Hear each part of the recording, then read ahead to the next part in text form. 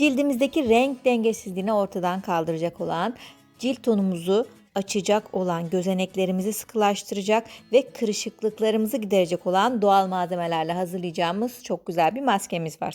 Yumurta kabuğu zarını çıkartıyoruz bu şekilde. Birkaç gün yumurta kabuğu zarlarını topladıktan sonra maskemizi hazırlayabiliriz. Yoğurt, karbonat, yumurta kabuğu zarları bakın birkaç gün içerisinde bu şekilde kuruyor. Limon ve bal kullanacağım. Bu doğal malzemeleri birleştirerek çok etkili, güzel bir maske hazırlıyorum. Toplamda 5 malzeme kullanıyorum. Hemen yapım aşamasına geçelim. Birkaç gün içerisinde beklettiğimiz, kuruttuğumuz yumurta kabuğu zarlarını eziyorum. Bu şekilde küçük toz haline getiriyorum. Bir kabın içerisine 1 çay kaşığı karbonat ekliyorum. 1 çay kaşığı yumurta kabuğu zarı tozundan ilave ediyorum. 1 tatlı kaşığı yoğurdum var. Mümkünse doğal ev yapımı yoğurt kullanın. 1 tatlı kaşığı limon suyu ilave ediyorum. Ve son olarak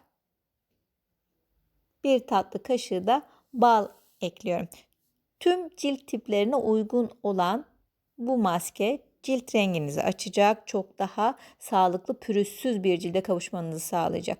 Karıştırdığınızda bakın bu şekilde etkileşime giriyor ve maskemiz hazır. Temizlediğimiz cildimize maskemizi sürüyoruz.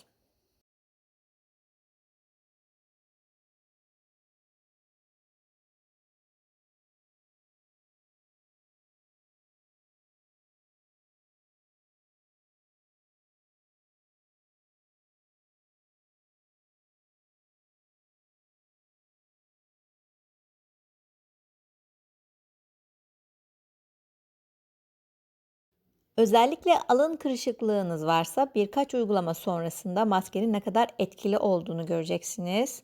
O kırışıklıklarınızı nasıl doldurduğunu göreceksiniz.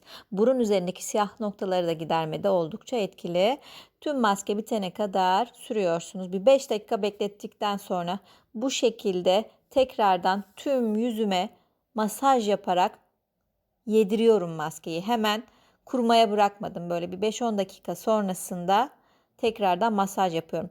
Göz kenarlarında çok fazla bekletmeyin. Süreyi daha az tutun. O yüzden en son uygulamayı göz kenarlarına yapabilirsiniz. Daha sonrasında bir 10 dakika daha beklettim ve yüzümü ılık suyla yıkıyorum. Bu şekilde yüzümü kuruluyorum. İlk uygulamada bile rengin açıldığını, çok daha pürüzsüz, sağlıklı bir cilde kavuştuğunuzu göreceksiniz.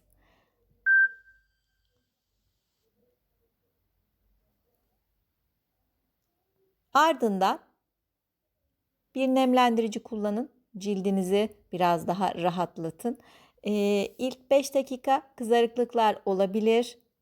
Hemen geçiyor, sonrasında güzelce nemlendirin cildinizi.